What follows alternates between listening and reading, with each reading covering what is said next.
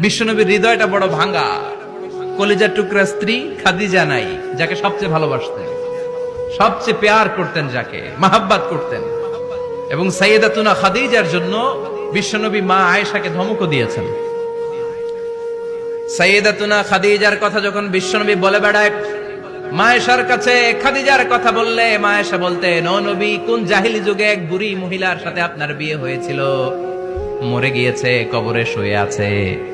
ওই মহিলার পরে কত সুন্দরী সুন্দরী নারীরা আমরা আপনার ঘরে আসলাম, তারপরে ওই বুড়ির কথা আমাদেরকে বলেন কেন, ওই বুড়ির কথা শোনান কেন? বিশ্বনবী রেগে গেলেন। সাইয়েদাতুনা খাদিজাকে বুড়ি বলার কারণে বিশ্বনবী মা আয়েশার চোয়ালটা এইভাবে চেপে ধরেছে। কোনদিন স্ত্রীর গায়ে হাত তোলেননি, শুধু এই একবার খাদিজাকে বুড়ি বলার কারণে মা আয়েশার থুতনি চেপে ধরেছিলেন। আল্লাহু আকবার। আবার বিশ্বনবী বলতেন, রুজিকতু হুব্বাহা, খাদিজার ভালো